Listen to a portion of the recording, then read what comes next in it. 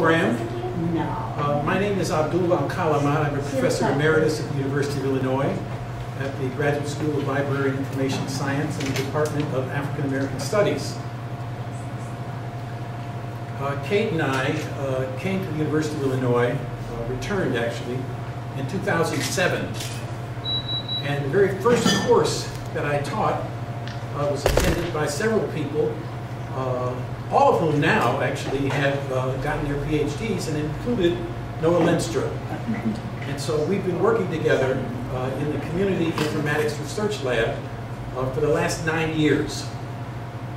And I have to say that we're very proud of the research that's been accomplished, and particularly the accomplishments of Noah Lenstra, who we think is a wonderful representation of the kind of work that we've been doing in community informatics.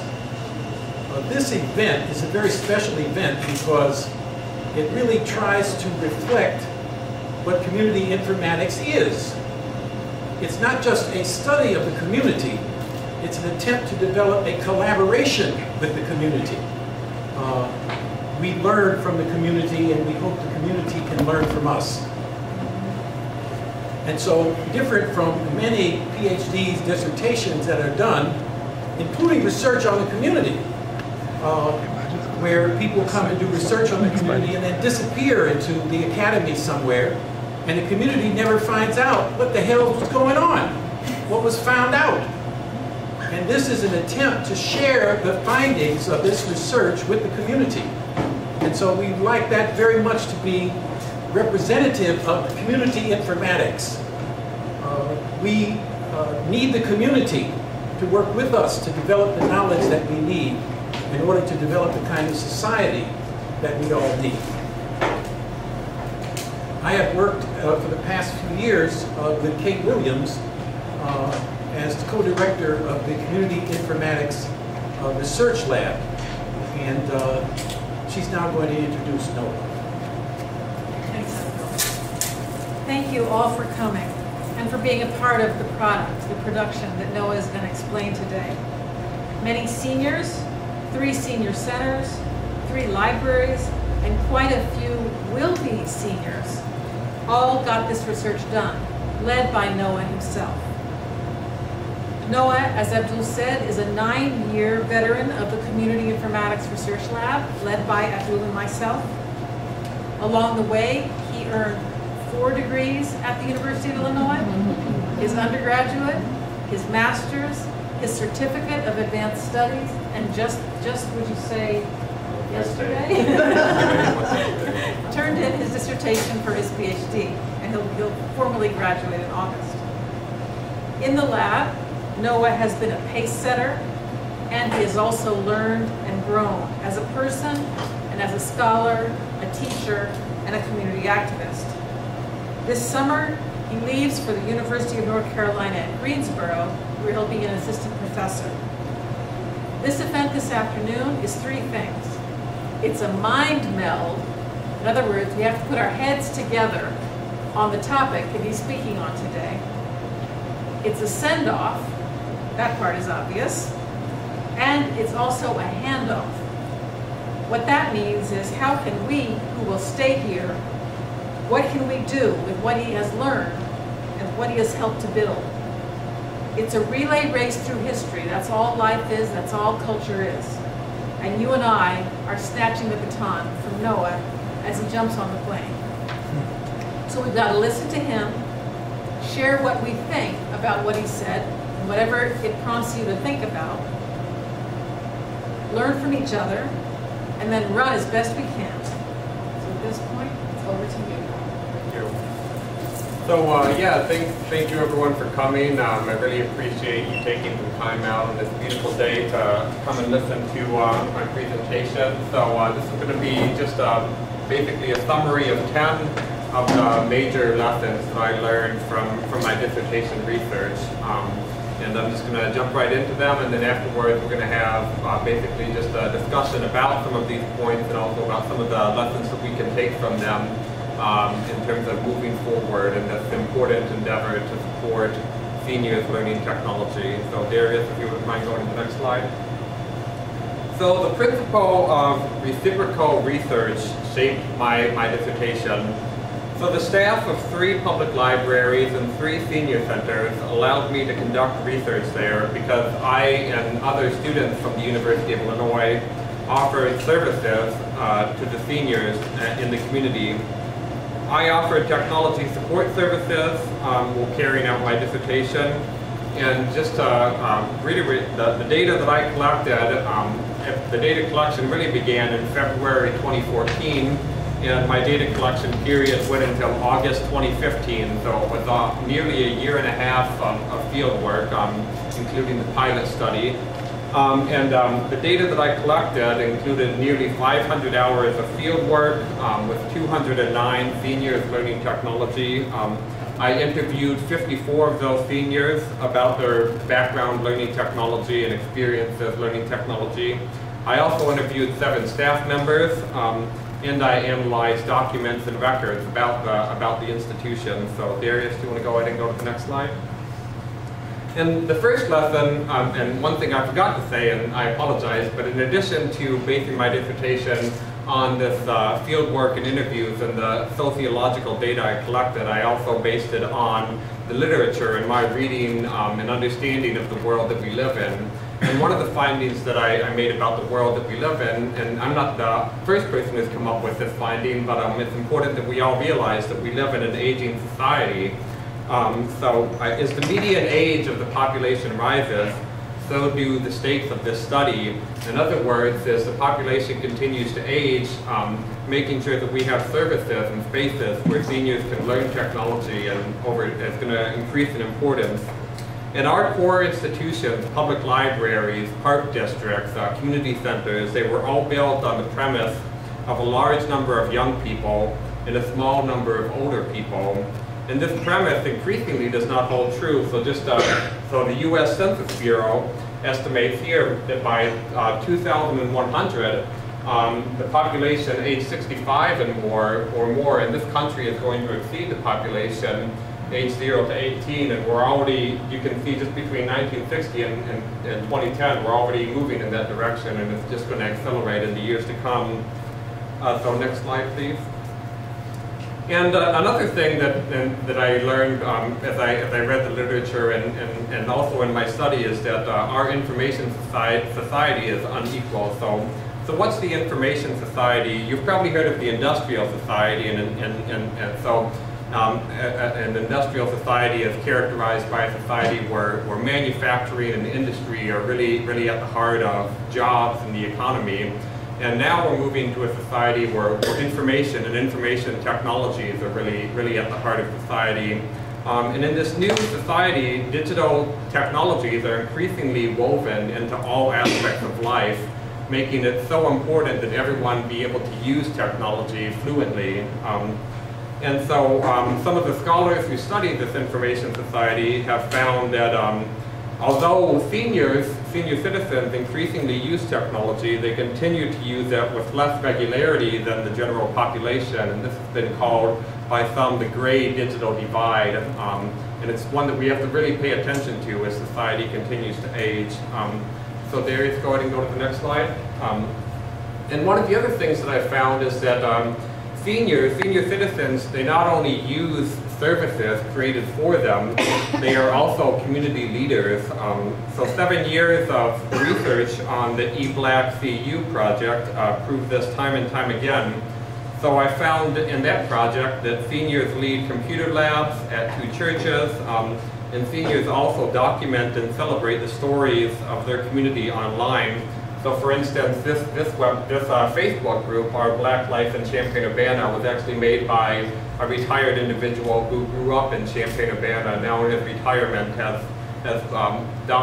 contributed to this effort, as have others. And so it's just a way that the digital practices of community elders like these suggest that with better support for digital literacy, our senior citizens will be able to use technology to lead their communities in creative and unexpected ways. In other words, we don't even know what's going to be possible until all of our senior citizens use technology fluently. Go ahead and go to the next slide. And so there's, and public libraries and senior centers are really important in this context. There's nearly 12,000 senior centers throughout the country and nearly 17,000 public libraries. So these are institutions, you go pretty much anywhere in the country, you're going to find senior centers and public libraries.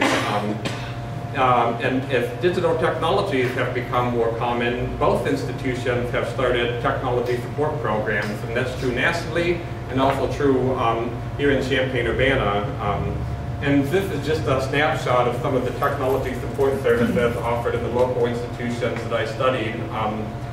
And so you'll see that there's a lot of differences, and one of the important differences is that each institution manages its services independently. In other words, although each institution by itself is doing its best to provide technology support services for older adults, the institutions aren't really working together to make this possible, and as a result, senior citizens have to kind of navigate a complex terrain without any kind of master guide of go here for help at this time and go here for help at that time.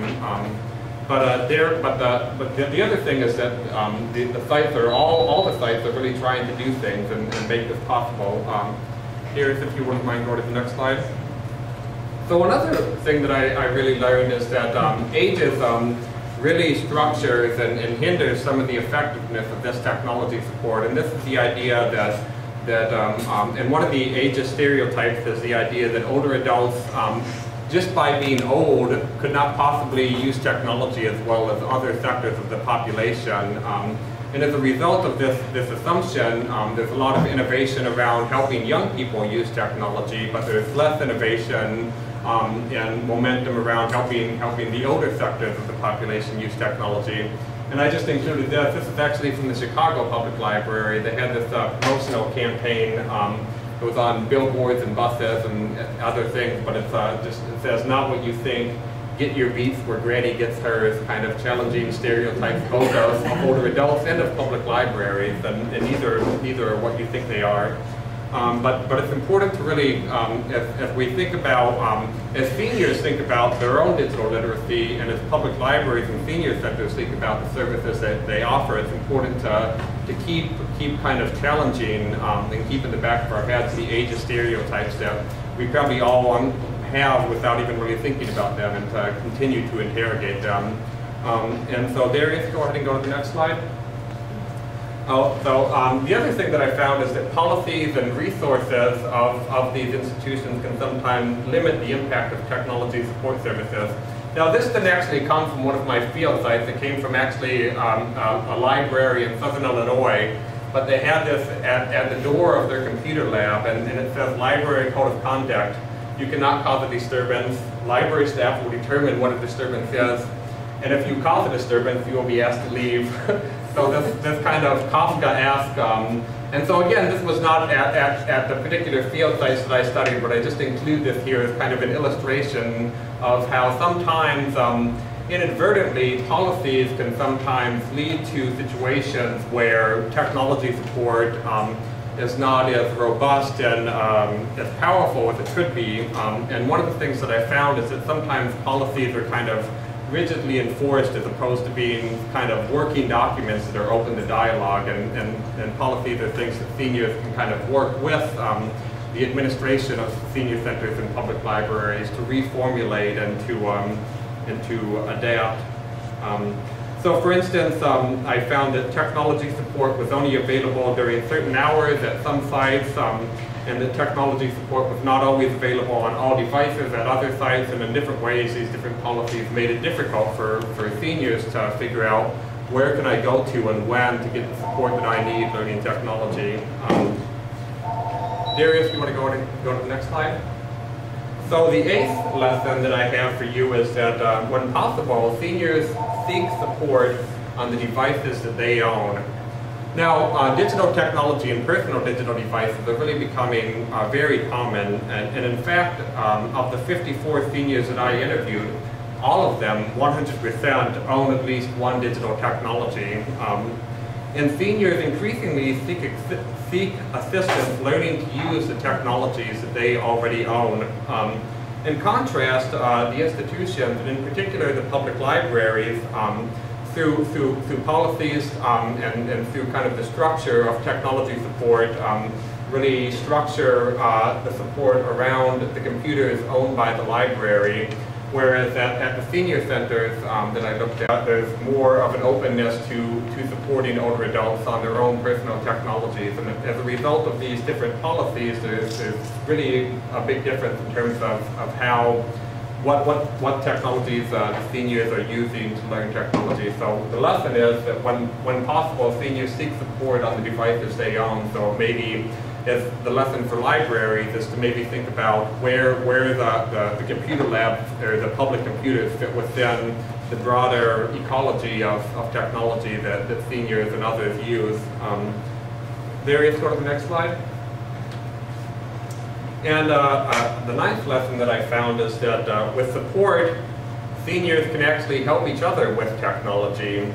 So at one of the senior centers, so I'll start at the beginning. So and the different institutions that I looked at, I looked both at how regularly the seniors socialized amongst each other while they were using technology, and also how much they helped each other with technology. So senior centers are really group-based institutions. When you go to a senior center, you're really a member of a group in ways that are not necessarily true in terms of a regular interaction at a public library where the focus is more on the individual patron. And this really affects how socializing takes place while people use technology at senior centers. And in most cases, older adults will socialize and talk about things in their lives and talk about things that they're doing while they're using technology. And this happens with much more rarity at public libraries.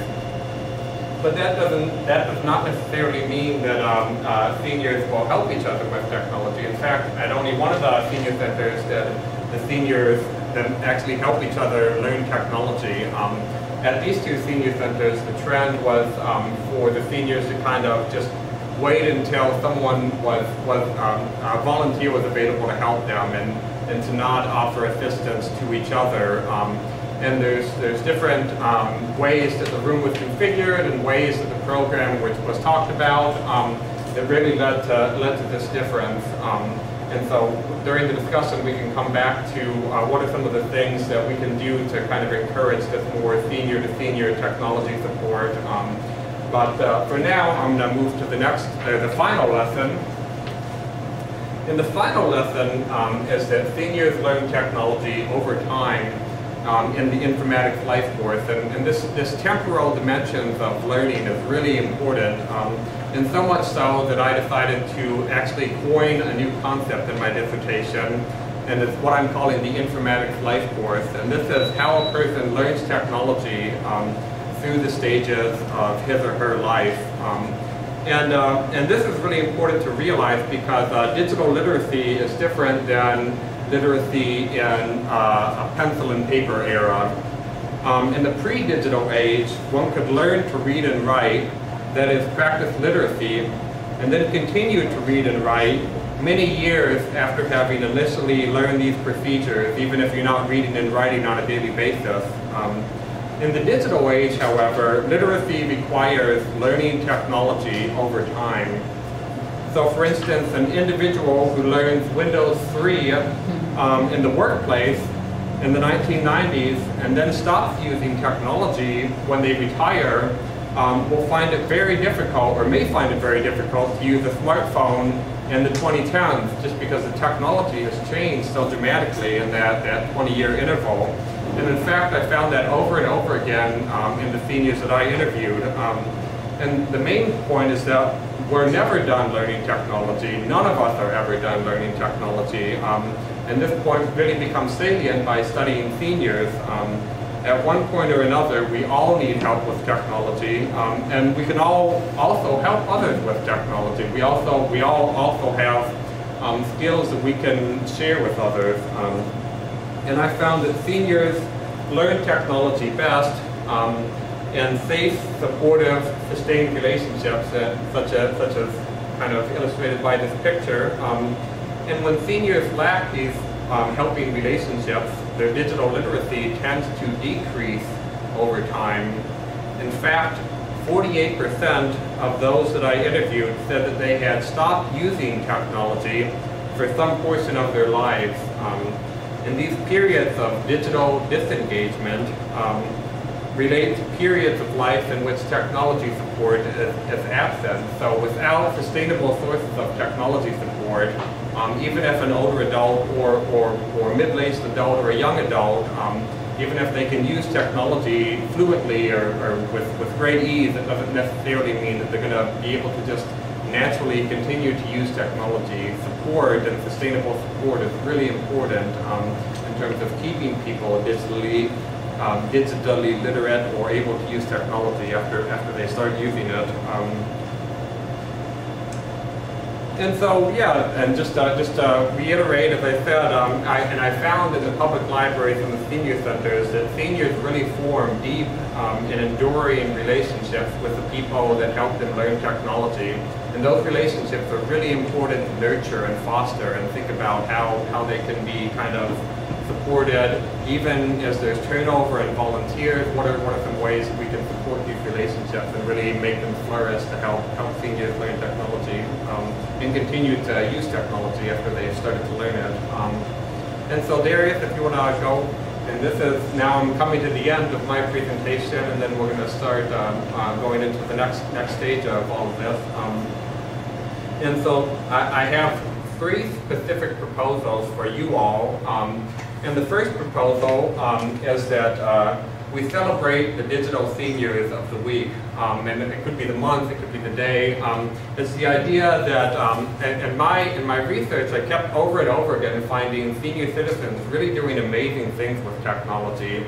Whether it was, as I mentioned earlier, creating a digital website on local African American history, or creating videos based on photos of their trips, or creating digital Christmas cards and sending them out to their family and friends. Just really, really amazing things. And I think it would be really great and would really challenge all the ageist stereotypes that we have about older adults if we proudly proclaim the digital accomplishments of our seniors. And this would also, I think, empower those digital seniors to really realize that, hey, I actually do know a lot about technology, and maybe I could help my friends learn technology as well. And that's really what I think we need to be doing. Darius, oh, I'm sorry. No, sorry about that. So the second proposal that I have is that public libraries, and this is for public libraries and senior centers, I think we really need to think about how we can incubate supportive technology support relationships, or how can we really foster environments where senior citizens feel comfortable coming over multiple times and forming the types of relationships, both with technology volunteers, but also with each other. The types of kind of learning spaces where people feel safe learning something new and then continuing to practice and expand what they know over time as they get interested in doing new things or as technologies change.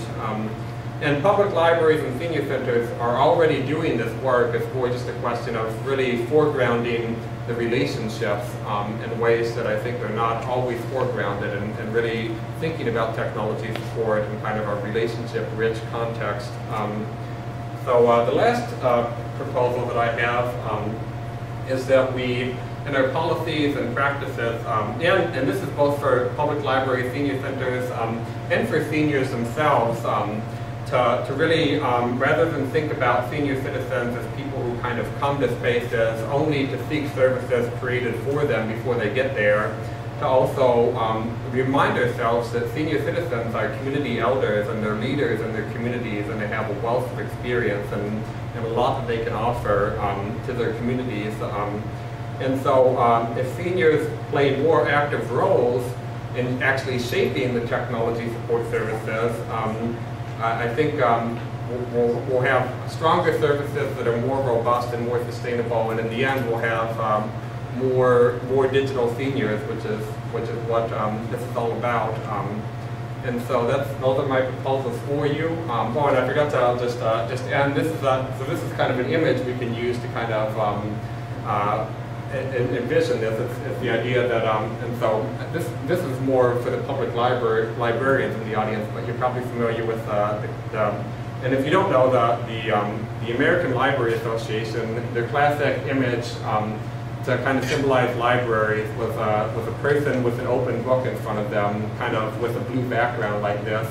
And recently they have a second logo, and it's just a single person at a computer kind of using it by themselves. And Kate Williams here, my advisor, and some of her colleagues decided to, based on their research in Chicago Public Library, adapted that logo to really illustrate the fact that we never really use technology by ourselves.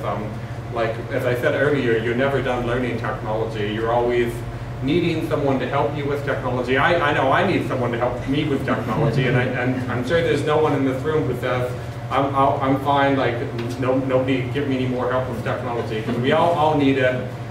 Maybe we don't all turn to public libraries and senior centers. Maybe we rely on people at our workplaces or in our families, but we all need help using technology.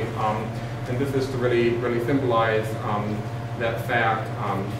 And to remind, so even though this presentation is about seniors, it's really, the things that I'm talking about are really applicable to the entire society, because we're all in this new digital information society together, and we need to figure out how to make it so that everyone can use these tools that keep coming out at the same level. And that's what I have for you.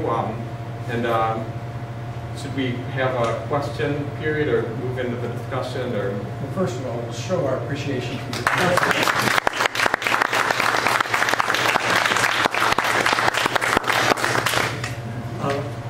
As we get into this discussion, I want to encourage everybody to, there are drinks, there's water, and other drinks, there's little nibbles, guacamole, and on the table. So feel free to partake in this. Let me start by asking, how many people work with NOAA in one of these situations? Wonderful. So now we're going to ask you, what do you think? He studied you. What do you think? Did he get it right? How about you? Yes, as a senior, I see it from two different points of view, because I started working with PrairieNet, the local network, in 1994. So the past 20 years, I've been basically learning technology and building on it and building on it. And it's really cool to work with my peers and help them understand how to use it. And since I've had a lot of the same questions, it's sort of nice to have an aging librarian there to work with this population, because they can relate to me. And it's really cool. And a lot of the things that Noah said, I really agree with. I mean, it builds over time. Having a relationship with a volunteer that can help you is really important. And just feeling comfortable talking to someone that you know will understand. And it's not easy, but I always tell people, I learned to do it, and it just takes time, and you all have to start somewhere, which I think is a good thing to tell people. You don't learn it overnight. It keeps changing, so you change right with it, and you can learn it. Karen? Yeah. Well, first of all, I've known Noah I've worked with Noah for a long time, and seen him going through different things. And what we really appreciate at Salem, he was instrumental in helping us form our lab at Salem Baptist Church. And my husband and I work with the seniors there, and we have a senior class. And Noah's helped us with the computers, he's helped us with a little bit of everything.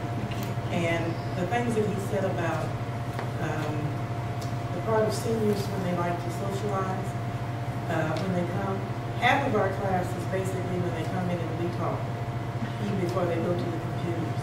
And they talk about whatever is going on in their lives and so forth. And then we go into the lab where he's in there waiting to help.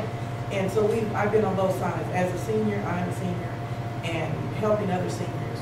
And it's really true. But I can say for Noah, he has been very instrumental at Salem, and still is. He was on our original committee when we set up the lab. And whenever we needed problems in the lab, when the computers would go down a little bit, we called Noah, and he'd come and help us with that. So I can't say enough about what he just said. And a lot of the things he said, I have witnessed, and we've worked with him and with our, and they do help each other. Because the way our computers are, if somebody doesn't know how to do it, somebody's going to do this, you know. So it is, do help each other. And that's a good thing. Somebody at this table. Maybe Sister Rivers. Oh. Well, my experience with Noah was him helping me with my aged Apple laptop, which keeps losing connection to the internet. And we have to keep, every once in a while, we have to go back in and find out how you get back on the internet again, because they change things. And Microsoft tries to invade my Apple, which we know does not use Apple, Microsoft. And my other experience is going over my sister's computer with her, because she got a new computer a couple of years ago, and every night it's either call me or call Angela, because even though Noah has told her how to do something, she may forget. And but she does everything on hers. I can't do things on mine that she can do on hers. She has a Toshiba, and it's been very interesting, you know, following family events. Our family uses the computer like the telephone, so if you're not online, you're in bad trouble. How about you? Yes. Oh, Noah or one of his staff that comes with him or here, they've helped me with my cell phone. And he's been a great help. The biggest thing is to remember. And some of the things I write down, but if I don't, if I can catch him again, because I come to quilting class before his class starts, and he's been a big help in that way. Have any comments about what they said? Only that I agree wholeheartedly, and Mary, you may be interested. I actually there's a section in my dissertation where I discuss this phenomenon that the library workforce is aging as well, and I discuss one of the things that I actually found is that there is the way that seniors work with older librarians or with older volunteers is very different than the way that they approach when they get help from like someone in their 20s, because there's an assumption of, and part of this is generational and being of the same generation, but when you're working with someone like an older librarian or an older person who volunteers to help someone learn technology, there's more of an assumption that you're kind of at the same spot, even if you're not. Even if one uses technology a lot more, there's an assumption that you have like some shared experiences that you can build upon, and that really helps. Both helps people learn technology, but it also helps, I think, challenge these ageist stereotypes that we have. Because sometimes I saw this where a senior citizen would come in and they would just assume that whatever question they had, just turn to a young person, and the young person is going to know it, and it's just the solution is always turn to a young person. But if you turn to someone who's your age or who looks like you and they actually know the answer, then it really breaks down this ageist stereotype that is just all about kind of looking to young people as the idea of the fountain of youth is a good metaphor and yeah, I guess the other thing I would like to say is that I've really appreciated Carol and Miss Hersey and Miss Rivers. I've really appreciated the opportunity to get to know you. So, in addition, and I think, yeah, as I said, it's about relationships, and those relationships go two ways. So it's been as enriching for me as it has been. Hopefully, I hope it's been for you. And I think, and one of the things that I didn't talk about, but I've also talked to other young people people in their 20s and 30s who volunteer, and I find that these are really powerful experiences for people my age as well, and it's really, that intergenerational element can be really powerful, and so it is about, even though I've talked mostly about senior citizens, it's really about the whole community and how this fits in. Sister right there in the green, yes. You. Yes. Well, I'd like to say that I spent so much time up here and begging Noah for assistance and whatnot. But what's really happened is that over the years, I think I've learned on every single type of communication thing you could think of. And I spent 28 years in the courthouse, and I even learned to work with the mainframes and all those things. But then when they changed everything, and I got home, I did fine on my regular computer. But when I got a laptop, my fingers are too heavy. And then I didn't know how to communicate. And my family, as she said, that's my sister, as she said, they do everything by computer. And you can't keep up unless you learn something about the computer. Well, I'll be 90 years old, 4th of July. All right. And I had to learn about the computer, and I did. And Noah has spent so much time with me. I still use the laptop. We've gone to, what is it, 7, 8, Windows, advanced Windows. We got that on my computer, and then I lost it. And so then we went back to 7. But he's taught me how to go on Facebook and on just about anything you want to look for on a computer. I can find it just about. Even to the taxes, you wanted to know when I couldn't find a form, and they didn't even make the V form anymore. And so, but we were able to find it. And then I make pictures of my dog. I had a dog and he died, but I had all these pictures, and now I have rotating pictures on my computer. I can go back and look at my past. It's really been quite a, and I can talk to him on the computer. So anyway, I've enjoyed it. Well, in addition to all these beautiful women that Noah has helped, he's also helped some men. Joe, you want to make a comment?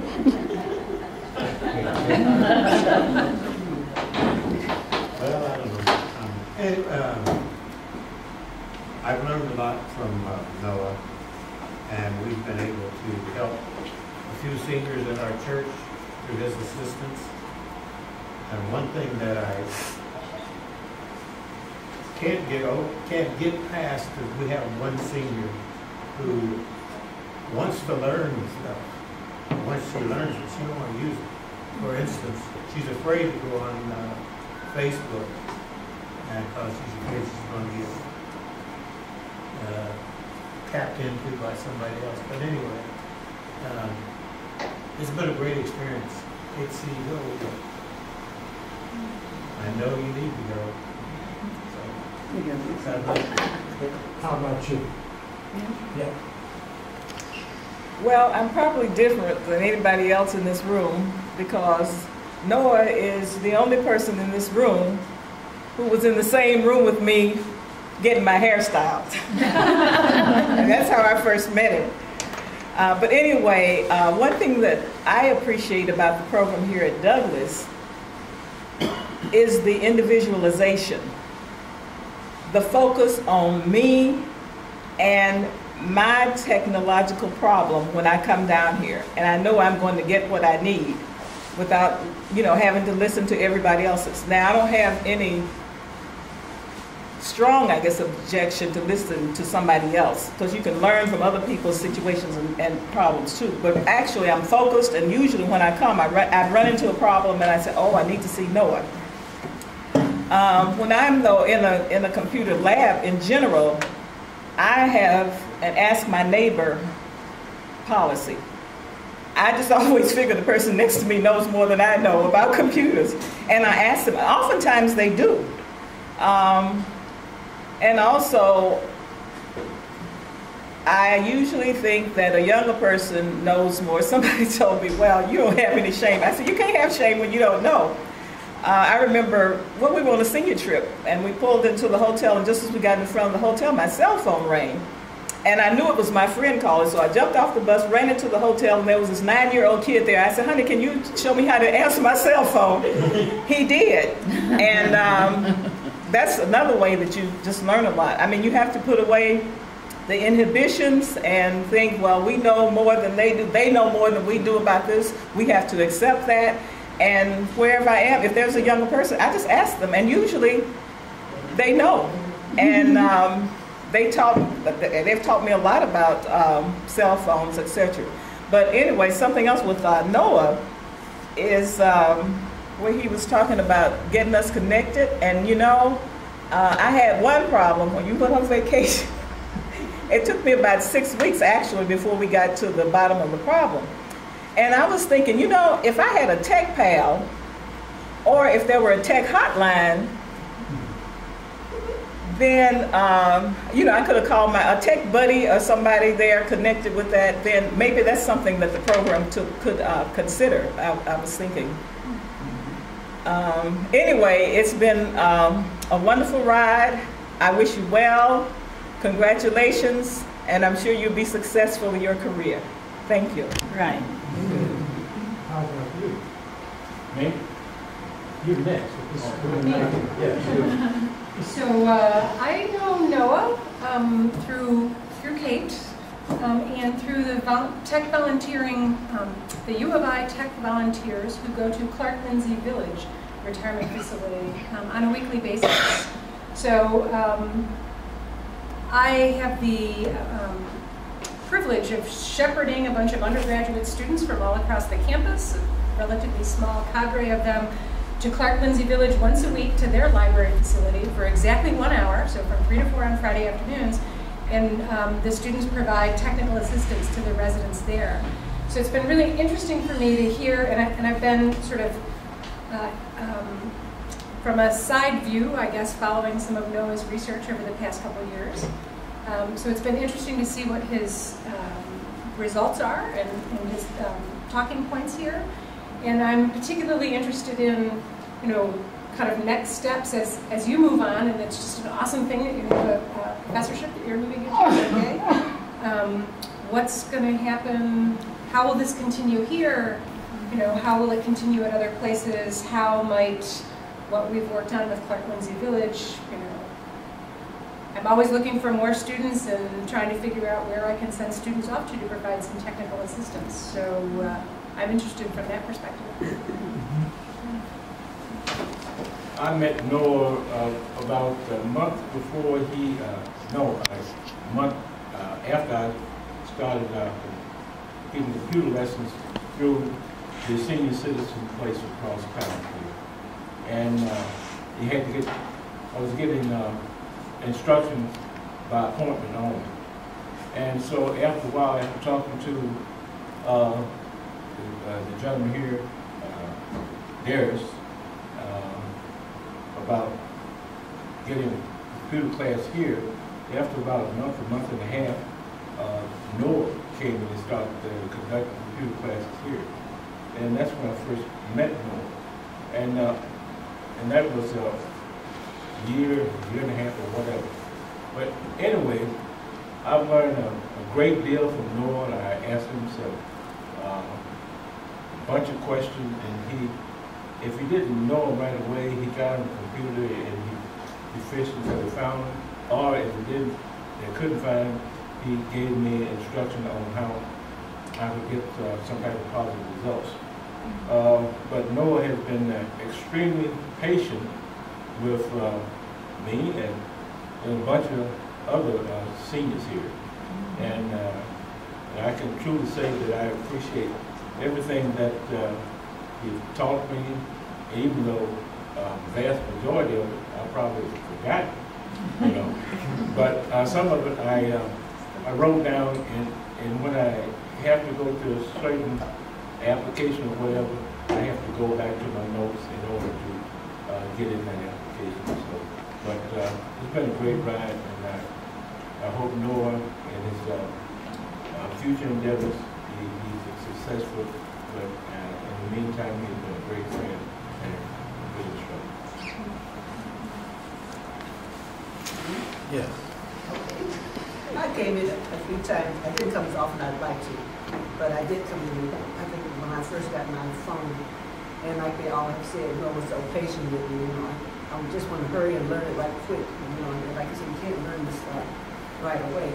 And my thing with the technology, believe it or not, I worked on campus as a computer operator, but it was way back when.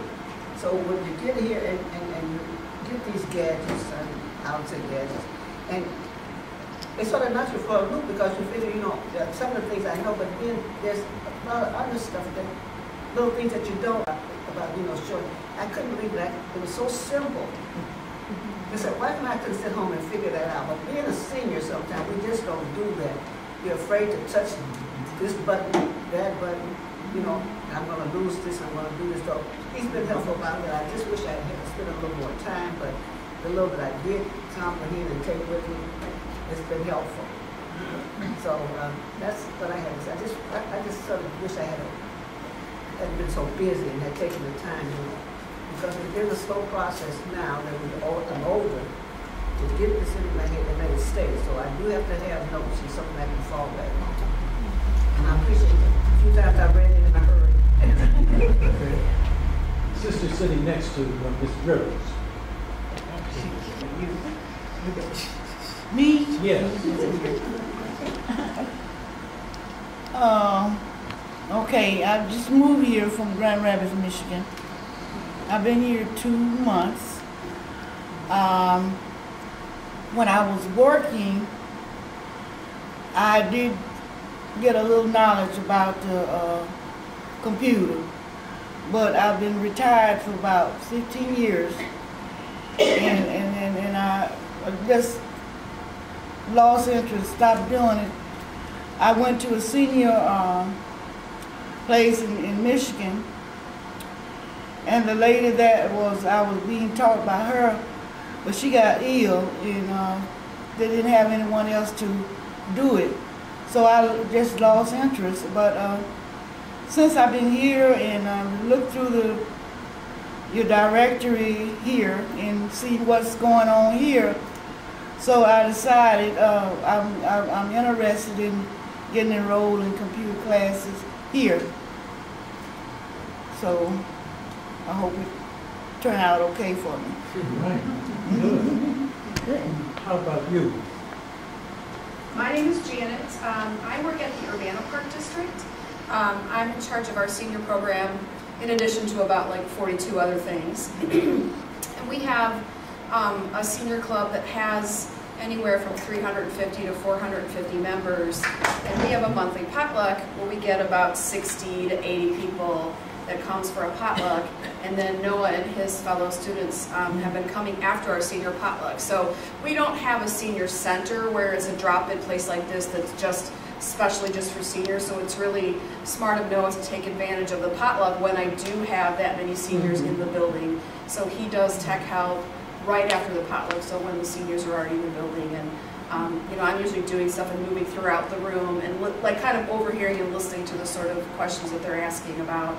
And I am really impressed at the numbers of different types of technology, whether it's tablets or phones or laptops or every sort of equipment. I mean, I feel like he was even helping someone with an iPod once. I mean, it was just about, it's not just computers only, and I think that's what, I mean, Fitbits are probably next, or like Apple Watches. I mean, so it's going to be more than just computers the more we go on, and it's been really exciting. We are actually going to start a Facebook group for the Urbana Park District Senior Club, and that kind of came out of us realizing how many of our seniors are on Facebook, but they're not connected to each other through Facebook because it's such a big group. They're not all super tight.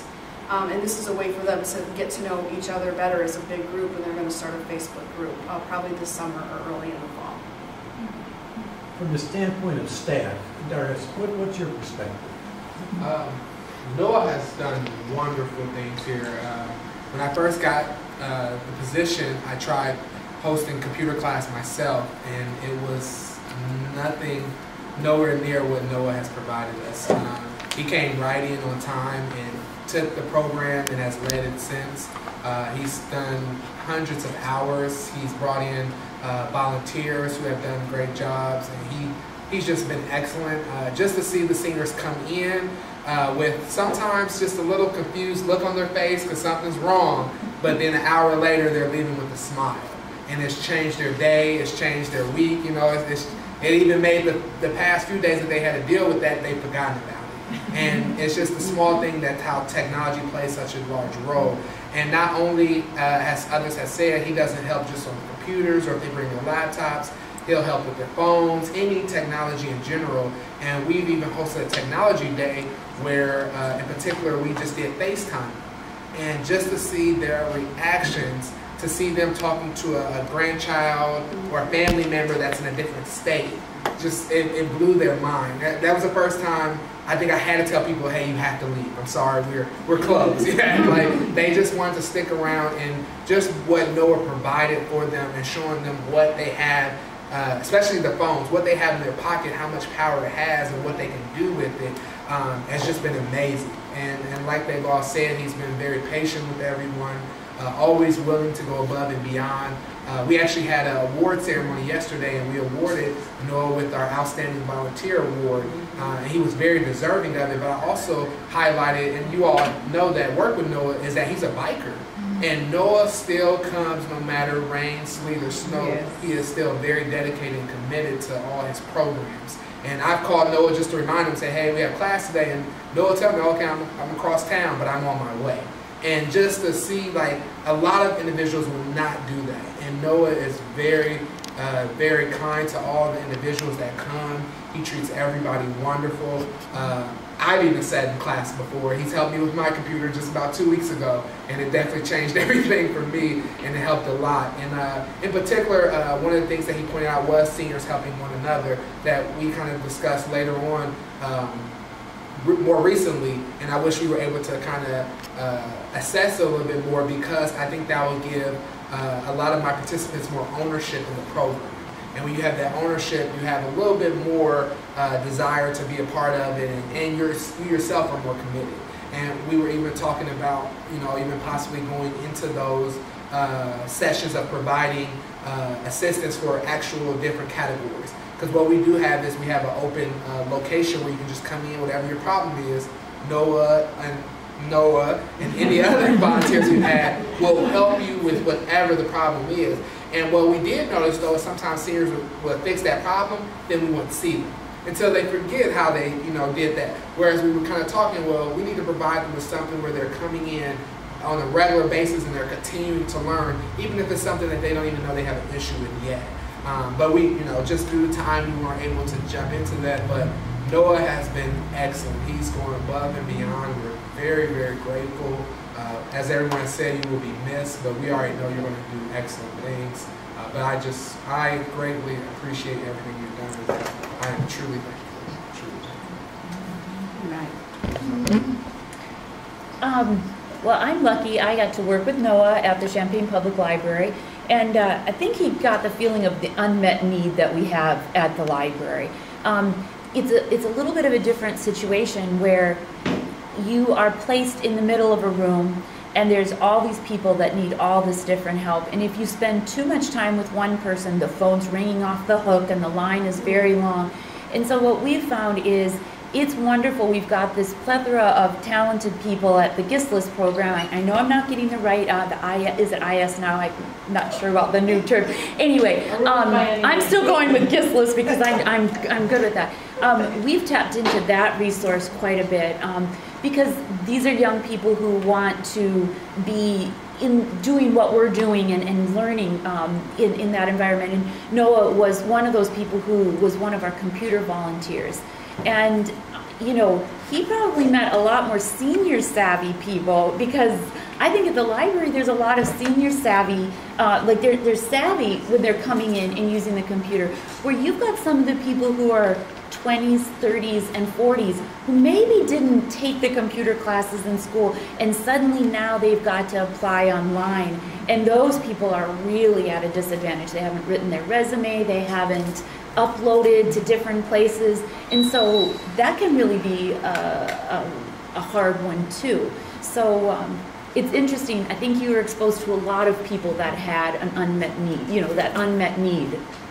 Yeah, thank you, and I'll just make a brief reply, because this is perfect. It's exactly, and it relates back to the first comment in this round of comments. Cynthia figures what you were saying about your attitude towards learning, and I think it's something that all of us, especially young people, can really learn from seniors. And actually, I think, Cynthia, you really have the right attitude, and that's the attitude of like, have no shame. Like I want to learn this. I need to learn this. I'm going to ask somebody how do I do this? And that's an attitude that I think people like me and young people and middle-aged people and everyone needs to embody that attitude, because as you were saying, yeah, the Champaign Public Library and other libraries, people of all ages come in needing help with technology, but oftentimes you'll see that the people who are younger, they do have a lot of shame, and it's kind of like, if you're on the wrong side of the digital divide, for many people it's a very shameful experience, and you feel bad about having to ask for help. And sometimes when I was volunteering, I found that, like, for younger people, like, they oftentimes won't get up out of the chair and come to you asking for assistance, because it feels so shameful to have to, oh, I should be able to do this. Why can't I figure this out by myself? And I'm guilty of this too. I mean, there's been instances where I absolutely refuse to ask someone for help, because I feel like I must be able to do this by myself. And that's not the right attitude. I mean, and I think many people have that attitude, and it's really a great way that actually we, like seniors, can really, they can help everyone kind of learn this technology better by kind of, because yeah, I think you have the right attitude, Cynthia. I mean, that's the attitude that everyone needs to have, I think. You know what I'm struck by? I can relate to so many people's comments Identify here. yourself. Oh, I'm Sharon Johnson. I work with NOAA, and I work with the professors, and I just work at the school. But there's so much knowledge in this room that are in people's notes, that if there's a way to create a help site where it's a YouTube video on how to do something that's really common, because I can relate. Someone can show me how to do something, and I'll say to myself, that is so easy, why didn't I get that? And then I don't do it again for a while, even a week. And I'll call that an aged moment for me. But there's so much going on up here that it's no wonder I have those moments, right? But it's like, if I could just click a YouTube video and see that again, see that demo, it would just come back to me that quick. And the more I do something, the more proficient I am at it. So even if it's a YouTube video, I'm visual. I'm a kinetic person. Sometimes it's hard for me to translate words into action, but if I see it, I can figure it out then. But people have written notes. They've got cheat sheets. There's so much knowledge in this room that they're all teachers in and of themselves. They really are. I look forward to, I'm leaving Gislis at the end of September, but I look forward that there's a community here in Champaign that I can come to, so that I don't become stagnant with technology, because Gislis makes me be in that realm, and I'm afraid once I leave it daily, will I lose it? And so I'm glad this is here. I really am. And thank you, Noah. We have all expressed our appreciation for Noah, but we've all wondered about the future. And for every ending, there's a new beginning. And I just want to point out that this guy who's been filming is Noah Samuel, who is just starting his PhD program in community informatics. And so we have new people coming along, and hopefully this experience from this Noah will be a handoff to this Noah. And what a name too, Noah. But I want to ask Kate to speak to this question of the future, since she's the person who really runs the community informatics program at the university.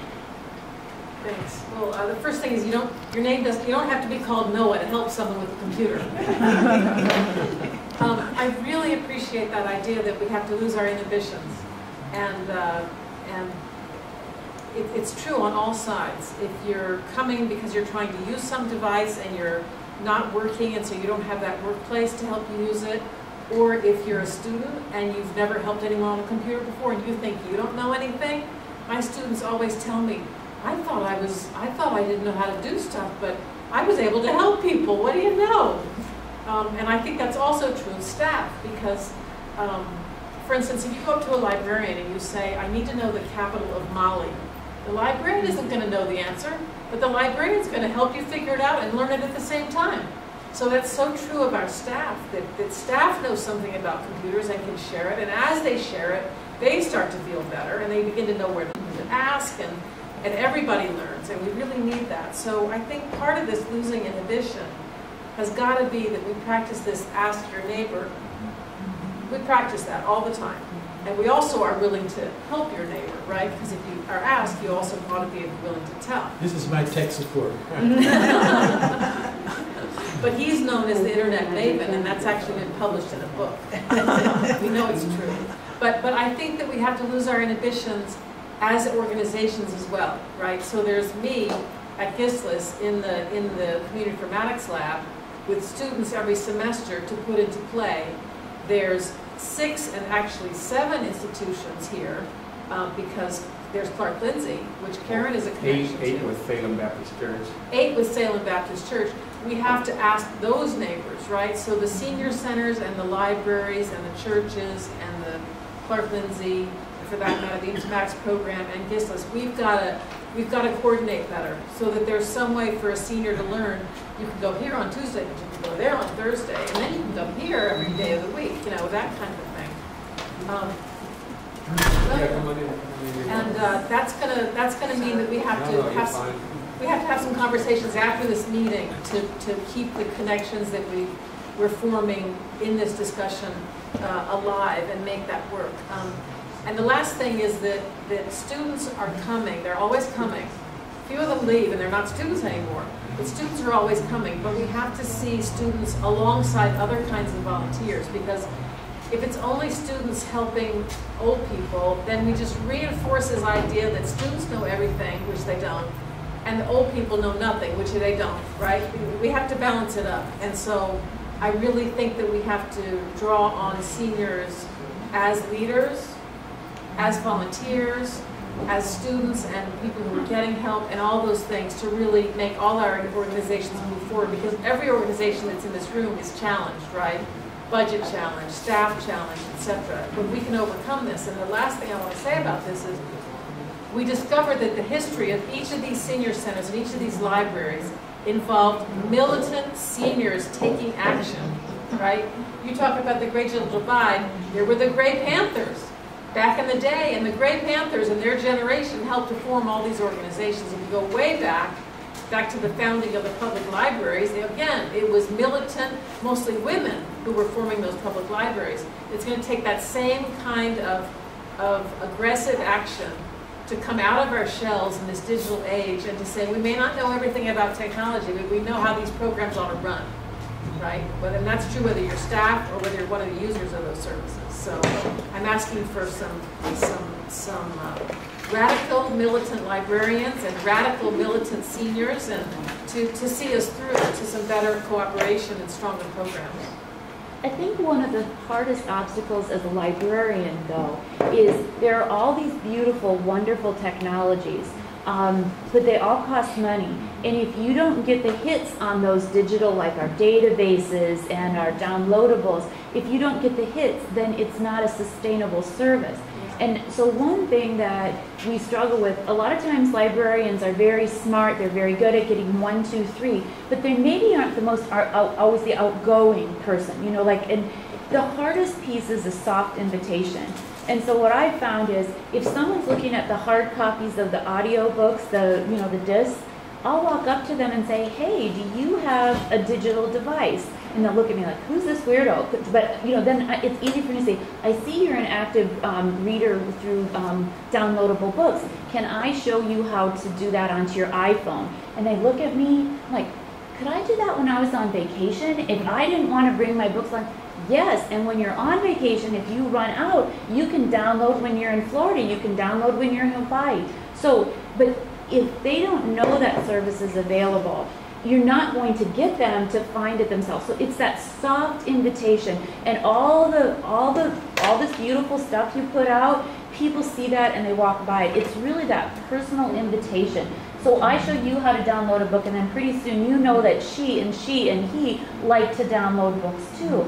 You start showing them how to do it and saying, well, you might have better luck if you upgrade your phone, but you don't need to upgrade your phone for this one. You can still do all that kind of stuff. That soft invitation is the hardest piece, because we have to have the hits in order to keep that service available. If that makes sense to you. A lot of sense. Before I ask you to make a comment, are there any other, that was just so you could get your I'll thoughts shut up. Turn the camera on. Speaker. Yes, she did. Any other comments that have come to your mind? Yes, Carol. I just want to tell Noah personally, okay, he's been a very big help for me personally as far as family. The other night, this is a good example, my brother's working on some things with the family. I brought all that stuff you digitized for my family. I cannot believe what you did. I had not really looked at all of it. And we sit there and it was just like, and you also did it for International Council of Women. You digitized our history. And personally, I find you as a very nice person. It just isn't that you helped us and so forth, but you're a very, very nice young man. I've enjoyed knowing you personally, and I do not want to not see you again. So I'm hoping that you will keep in touch, because I want to thank you personally. Yeah, I mean, thank you. Yeah, thank you. The way I see it, I kind of came in at the end and like did little things to help put it online, but really, I wouldn't be able to do that if you all didn't make the history. And so it was really a privilege to get to know you. And for people who don't, we're talking about the eBlack CU project with the Digital Archive of African American History, and Carol graciously allowed me to come into her home and digitize portions of her personal archives. They're just really vivid documents about the struggle of African Americans to desegregate things like the University of Illinois and other facilities. And so, You know, I don't want to just leave this moment as sort of a teddy bear moment, and mushrooms and marshmallows and how wonderful it is. The last 9 years have also been years of struggle. In other words, as I think Frederick Douglass said, without struggle there's no progress. And one of the interesting things about my relationship with Noah as a faculty member and as a mentor is the struggles that we've had. And what I would say is that the honesty of confronting a person of authority with your own point of view and struggling about it. And I mean, sometimes, struggle sometimes involves emotion. And there's a psychology connected to it.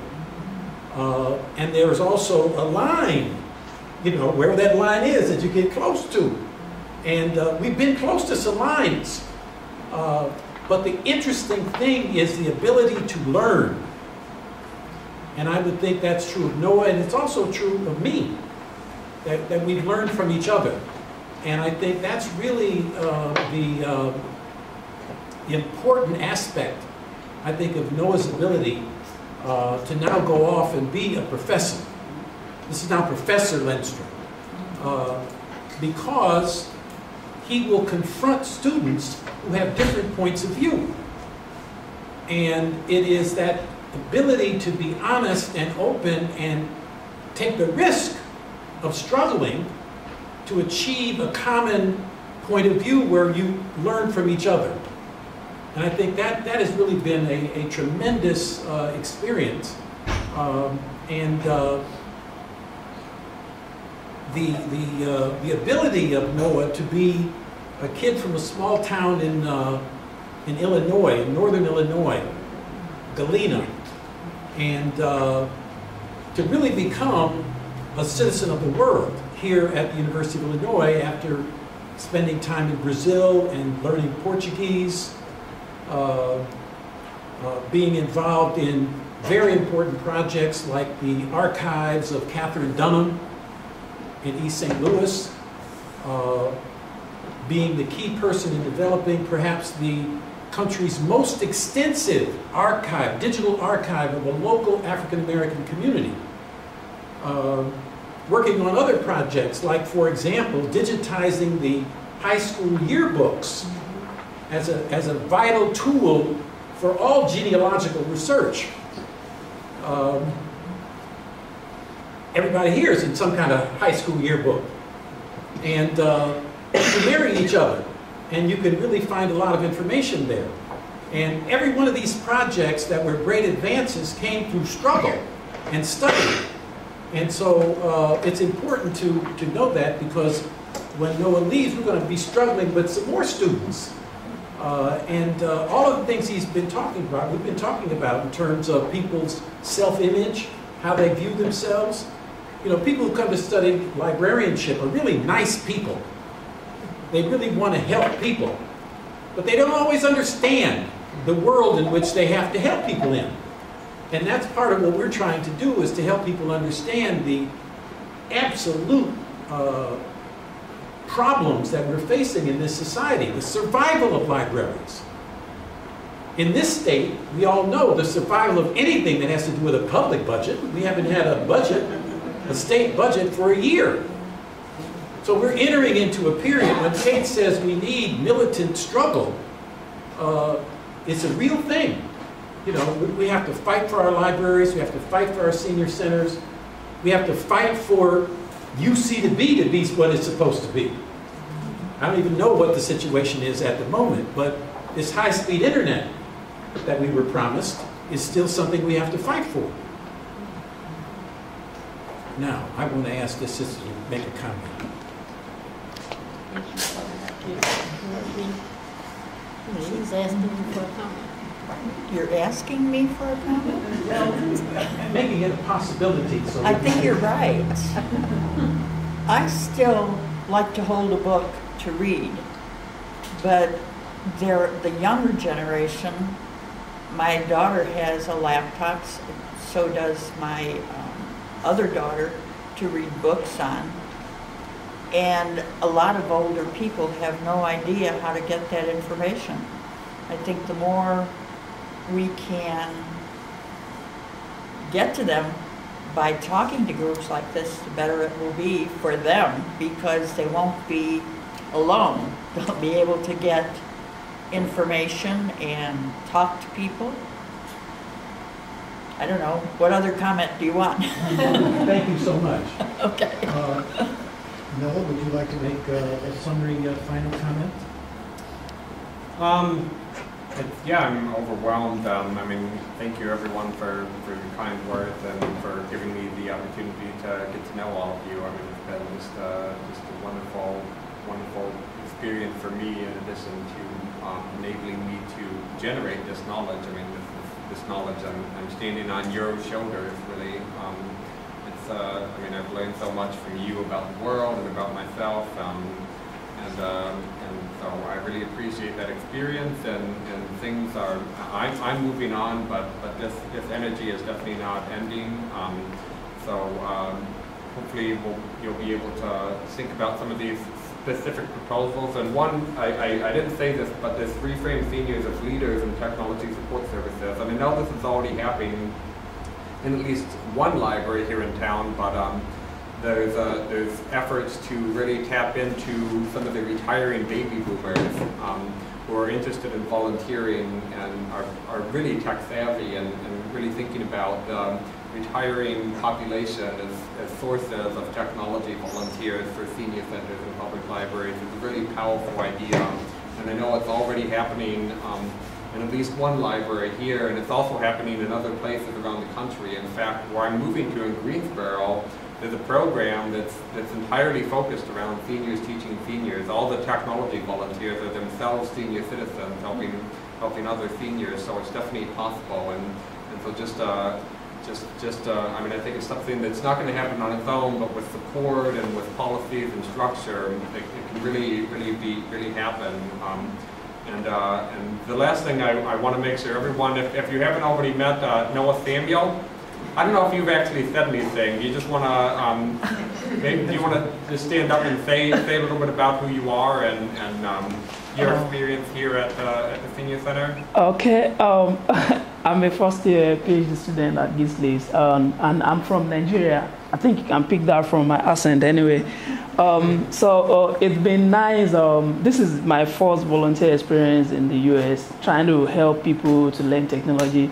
Some of the things we have as people outside of the US is that everybody in the US know how to use computers and all that.